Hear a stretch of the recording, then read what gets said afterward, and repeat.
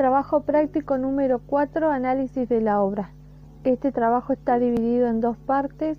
Primero es una breve introducción al trabajo de Goya y la segunda es el análisis formal de una de sus obras.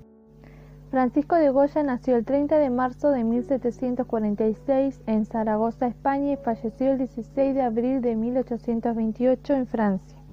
Comenzó a aprender el oficio de pintor en el taller rutinario de José de Luzán. Luego se trasladó a Madrid y a Italia para estudiar barroco italiano. A su regreso, se casó con la hermana de Bayeux, quien fue su protector y pintor de Carlos III, lo que le abrió a Goya las puertas para trabajar en la corte. En 1780 fue nombrado académico y ya trabajando en la corte tuvo acceso a colecciones de pintura de los reyes. Así tomó como referencias las obras de Velázquez. La vida de Goya se desarrolló en dos etapas históricas españolas, en el antiguo régimen y en el régimen liberal, lo cual se ve reflejado en sus obras. El estilo artístico de Goya fue variado. En sus inicios fue el rococó, pasando por el neoclasicismo y terminando en una etapa de romanticismo. Ya introduciéndonos a la obra a analizar, podemos decir que fue parte de una serie de 6 pequeños cuadros acerca de la brujería y lo sobrenatural. Estos fueron unos encargos destinados a los duques de Osuna, quienes estaban decorando su casa afuera de la ciudad de Madrid. El título de la obra es Vuelo de brujas. Fue realizada entre 1797 y 1798. La técnica y el soporte elegido, óleo sobre lienzo. Sus dimensiones son de 43,5 por 30,5 centímetros y actualmente se ubica en el Museo Nacional del Prado, Madrid, España. Para hacer un análisis de esta obra debemos tener en cuenta que hacia finales del siglo XVIII el mundo de la brujería y el esoterismo estaba en boga y Goya no se quedó fuera de eso.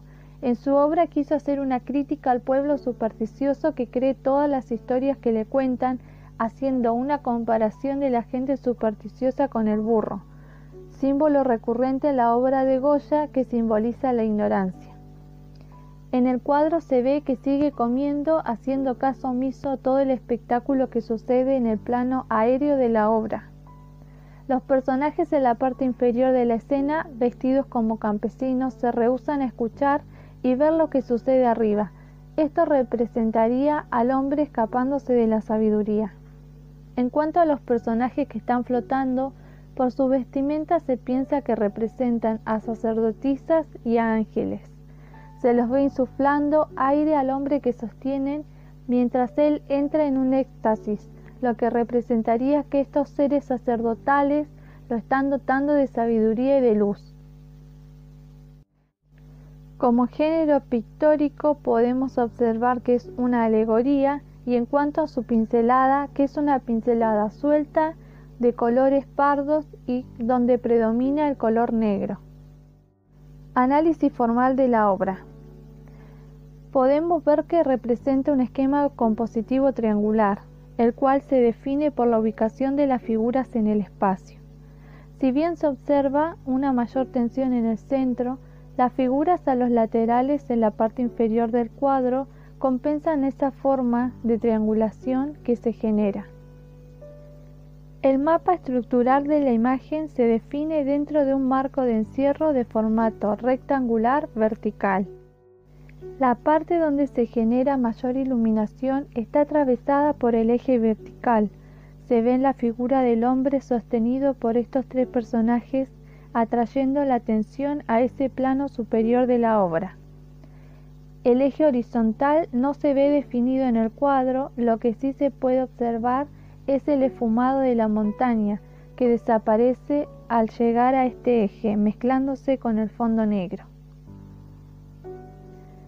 La diagonal ascendente coincide con la cabeza del hombre recostado en el suelo y del hombre flotando, mientras que la diagonal descendente atraviesa la espalda de una de las figuras hasta llegar a la cabeza del burro en el cuadrante inferior derecho. La composición general es asimétrica y dinámica. Lo podemos observar por la presencia de múltiples oblicuas que atraviesan la obra.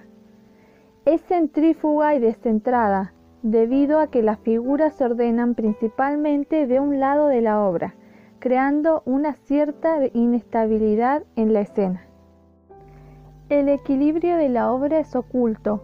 Las figuras de la parte superior, al ser de mayor tamaño y de colores más nítidos, generan tensión hacia ese sector, además de ser la parte más iluminada, mientras que los espacios que ocupa el vacío muestran la intencionalidad del artista de la obra a que se vea equilibrada. La escena retratada se ve separada en dos agrupamientos. El de los personajes de la parte superior ocupa el mayor peso compositivo de la obra y atrae la atención hacia el eje vertical de la misma. En cuanto a las formas principales, podemos decir que la escena principal es generada en la parte superior de la obra.